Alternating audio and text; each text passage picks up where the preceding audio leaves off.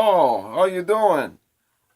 Welcome to B-Movie Euphoria's review of William Lustig's friggin' classic, Relentless! That's right, Relentless. Now, you've probably seen this at your local video store if you're not friggin' 20 years old or some shit. You've probably seen this on one of its many sequels, Relentless 2, Relentless 3, Relentless 4! But this is the only Relentless, which was directed by the one, the only B movie friggin' classic director, William Lustig! Hey! Alright, that's enough of that. Anyway, I'm a big fan of William Lustig. I think every movie that I've seen so far, I've really liked. And that's including this Judd Nelson classic, Relentless. I really enjoy it. Um, if you don't know, William Lustig was a director. Now he's more into producing documentaries and stuff but basically on films that, like B movies, exploitation films that haven't been given, a proper release or, are kind of forgotten and not really as looked into as much as they should. And that guy, he's a hero. He's the kind of guy I look up to. The kind of guy, if I had the resources and I had the money, that's exactly what I'd be doing. He also runs Blue Underground. If you own a lot of DVDs like I do, if you have any good ones, it's sometimes they're gonna say Blue Underground on them. But he's just one of those like B movie exploitation heroes that kind of he grew up in New York and he worked as an usher at some shitty theater, and then he started working at 42nd Street. I think he said that he saw the movie Deliverance 70 times while working at one of these shitty theaters. Which, I mean, Deliverance is a good movie, don't get me wrong, but 70 times, that'll drive you nuts. But no, he was in it. Like when people talk about kind of the golden age of exploitation movies, this guy was just there, and so he knows everything there is to know about making an exploitation film. But this one really isn't exploitation. It is in a sense, but it's more kind of a pretty straightforward police procedural. But with his William Lustig's kind of nice little zing to it. He has a very nice way of looking at things and framing things and making you feel in the action, even though things may be ridiculous on screen. He made a little movie called Maniac, which is one of the scariest movies out there, with Joe Spinell as the lead character, and he also made a series of movies called Maniac Cop. So I think he knows a couple things about maniacs, and he knows a couple things about cops, and there's both in this movie. Maniac Cop is actually being remade by I think Nicholas Winfried Riffin is, I don't know how to say his last name. I'm sorry if I got it wrong, but I'm excited because Lustig's producing, so it should be good. Who knows? It might turn into some kind of friggin' art film, but whatever. Anyway, so in the movie, there's a cop named Dietz, and he moves out to LA with his family. His family is played by Dietz is played by Leo Rossi, who I haven't seen him. At least I don't remember seeing him in a lot of stuff, but he's been in a ton of stuff, and he's really good in this. He plays a New York cop, so he's got that kind of attitude, and he's moving out to LA, where like the entire police force seems to be just in kind of laid back California mode, where they're just kind of like, we'll wait for the report. We don't worry about it. Don't think about it. Okay, I'm doing it in New York, but still, that's how they kind of act. Where he comes in and his first job is kind of he just kicked right into this serial killer business, which is where Judd Nelson comes in. So, Judd Nelson, he's almost unrecognizable if he didn't have such a Judd Nelson-y face. Um, he plays Arthur Taylor, or Buck Taylor. And through flashbacks and really creepy images, we kind of find out that when he was a kid, his dad was also a cop and kind of tortured him a little bit. Brought him out into the desert, forced him to shoot a gun when he was like 4 years old. And then we see that he made him, as he got older, he made him like do obstacle courses while his dad would like shoot at him. And like, geez, what are you trying to, make him the perfect cop, but he's going to be like, once he becomes a cop, he's going to be a nutbag. And of course, look at that, he's a nutbag. So he kind of idolizes his dad, but at the same time, I don't know, it's strange. Anyway, so his thing is, now that he's decided to go nuts, he's picking names out of the phone book. And what he'll do is he'll like look through it, and then he'll find them. He'll call them on the phone, and either they answer or they don't answer. The first guy that he calls, he gets the answering machine. He says, "I'm gonna kill you tonight," and then he hangs up the phone. The guy gets out of the shower, hears the message. He's like, "Jesus Christ, what the fuck?" And of course, so he takes the tape down to the L.A. precinct. And he's like, "Hey, this guy just called me on my phone. He's telling me he's going to kill me." And the desk guy is like, forget about it. Get out of here with that. He's like, "This guy just threatened to kill me. Are you going to help me? You going to watch?" People get those things all the time. I don't know about you, but I've never gotten a call saying, "I'm going to kill you tonight." And if I did, I would be really, really freaked out. So, of course, this guy goes home, makes sure there's nobody around. Of course, Judd Nelson shows up. Boom! Right behind him. Kind of, he grabs his own hand and forces him to stab himself with his own kitchen knife. And that's kind of his thing. So he'll call these people up, force them to kill themselves. This one lady, she's a piano player, and he like busts through her skylight, and chases her down, and she hides in like the washing machine. That was really freaking scary. Like, I was freaked out. I was like, "Don't find her, don't find her, don't find her." And then he finds her, of course, and then he kind of like forces her to kind of choke herself with her own piano wire. It's really messed up. And so that's kind of his MO. And then he leaves the sheet of the phone book that he called them on. And so it's always people, we find out through Leo Rossi or Detective Dietz, we find out that it's always someone either with the name Taylor or the name Arthur. So this guy is kind of like, not only is a psychopath, he's kind of like an egotist. He's obsessed with himself, clearly. He definitely wants to get caught. That's kind of his thing. Every time he leaves a little phone book sheet, he also writes a little note saying, "Why haven't you caught me yet?" So he's filled with, self-loathing and all that. And I mean, it doesn't really get into the depth of character and why he's doing it. We get the flashbacks and everything, and that's great. But you know what? I don't really need to know. I don't want to see like with Rob Zombie's Halloween. I don't care why this guy. I don't care why the Shape is going around killing people. I don't want to see him as a kid, like getting, psychiatric care. That I don't care. Like, I'm sorry, don't get me started. But anyway, so Rossi Dietz is trying to, figure everything out. He's got this new partner, and his new partner is Robert Loggia, great actor. Bless his friggin' heart, oh God.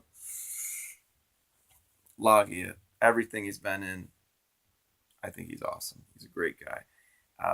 But the funny thing about this movie was it was actually supposed to be Joe Spinell, the star of Maniac, who was going to be Leo Rossi's partner in this, but sadly he died before making this, and it's a tragedy because really the more movies with Joe Spinell, the better. But still, um, what's his name?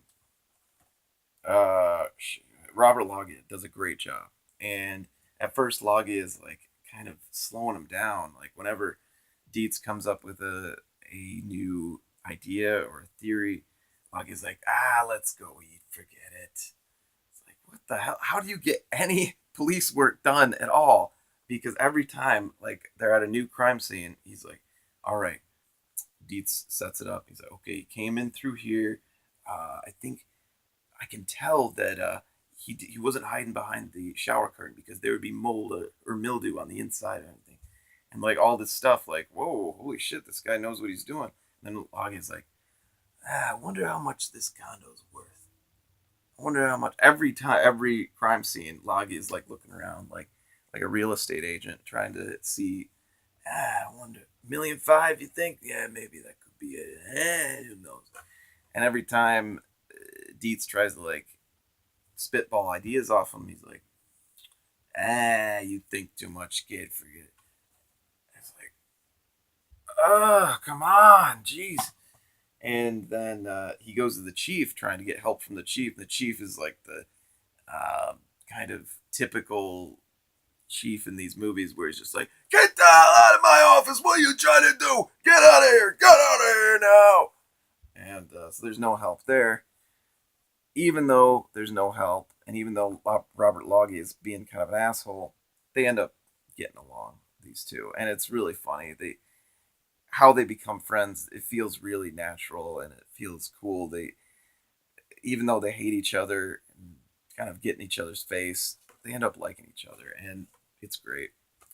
And I just really liked everybody that was in this. There was just a lot of random people, a lot of good actors. Eddie Bunker is in this for a second. He's in a lot of, he has a lot of small parts. If you don't know who Eddie Bunker is, he was in Reservoir Dogs. He was, oh my God, maybe Mr. Brown or Blue. I don't know. I can't remember. But he was actually in prison for a while, and he actually wrote about his experiences, and he became a screenwriter, and a couple of his movies became, films. And oh shit, the phone's ringing. But shut up over here! I'm trying to do a thing. But anyway, so he's in it for a second. He plays another police lieutenant or whatever, and so Dietz starts figuring out that this guy's picking names out of a phone book. It's either gotta be Arthur, or it's gotta be Taylor, or it's gotta be the two. And so they find pretty much every Arthur Taylor they can find. And they find Buck Flower. It plays one of the Arthur Taylors. And they go to his house. And Buck Flower's like, what do you want? Because Buck Flower, he always plays a bum in movies. If you're ever wondering, I swear I've seen that bum in another movie. Yeah, you have. That's Buck Flower. Like in Back to the Future, when Marty comes in. And he's like, I'm back. And Buck Flower's like, crazy drunk drivers. He just gives like a crazy look. And so Buck Flower plays one of the Arthur Taylors, and they go to him and they're like, all right, we want to put you under protection. He's like, I'm eating prunes. You want some prunes? Anybody?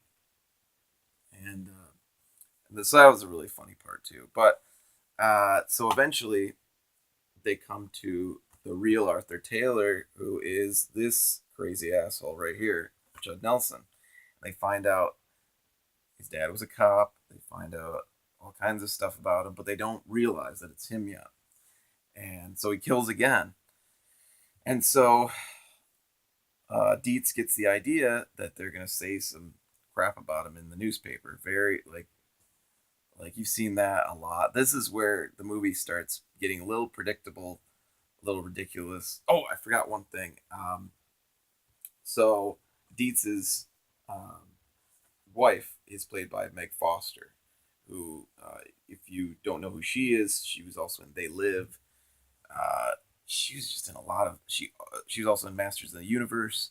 Just these great gray, intense eyes. Like I've never seen eyes like that before, and they have a really good chemistry together, Dietz and his wife. And at one point, he's just all stressed out from the job, and oh my god, these guys are idiots. I don't know what to do. And she's like, you know what you have to do? I want you to yell at this plant. She gives him a little plant, and she's kind of like a hippie kind of woman, and it's funny because he's like, I hope you get root rot, you little fuck. And he's like, yeah, I feel better, thank you very much. And he's putting like Alka-Seltzer in his coffee, and I've never seen that either, but just a lot of really funny uh, little parts that you wouldn't see in a regular police procedural. But anyway, so it kind of everything spirals, and at the end there's this big like, oh shit, where he finds out that the killer has like his address, and he might be at his house, so he's racing home. There's great like driving scene. It's really it's extremely intense because whoever did the cinematography did an incredible job, because when he's driving home thinking that his wife and son are in danger, you feel like you're in the car with them. You're like, holy crap. And then there's another scene where Judd Nelson is obviously he's the nutbag, and he's doing kind of his serial killer montage of working out and being crazy, kind of like in Rocky, but for a psychopath. And he's up on a roof, like 10 stories up, and he's got his weird cut off sweater that he's wearing throughout the entire film. The guy never changes his clothes, which if you did that, maybe you could take a shower, maybe meet a nice girl, nice guy, go out and have drinks. You don't gotta kill people. Anyway, there wouldn't be a movie if that. So he's up on the roof, and he jumps right on the ledge, which the ledge is like that big, and he jumps up on it, and he's just like running like there's nothing. I don't care. And he's just running, and it immediately, like, I felt like I was gonna fall off my chair, because it made me feel with how they did the camera and everything. It was so well done that I felt like I was gonna teeter off the side and just fall over. And so that was really good. It kind of like fizzles off towards the end, but don't let that detract you at all from seeing this movie, because it's fantastic. It's riveting. And now I'm starting to sound like a critic on the cover of a box, but it's really fun, and there are things that happen that you don't expect. And William Lustig is always fun to watch. If you ever want to watch a really good movie, watch Maniac or Maniac Cop 1, 2, or 3, or Vigilante, or just any of his movies. I've seen most of them. I like most of them. And a really creepy, strange turn from Judd Nelson, who I really like. I like every movie that I've seen him in. He's been in a lot of movies, so I probably should stay away from some of the more recent ones, because they don't look too good. But in this, he's excellent. He's super creepy, and there wasn't a moment where I was like, that's the guy from the Breakfast Club. No, it was like, this guy's nuts. I don't want to see him like outside of the movie. I don't want to see him walking down the street or anything. Robert Loggia is fantastic as always. He's just fun. Every time you watch him on screen, it's just fun to watch, and it's just a great movie. So if you see this anywhere, check it out. It doesn't have a Blu-ray. It doesn't have any of that yet, but you should be able to find it pretty easy. It's a great movie. It's got 4 sequels. Relentless 1, Relentless 2. You get the idea. And it's great. So thank you for watching Movie Euphoria's review of Relentless, and catch you next time. Oh!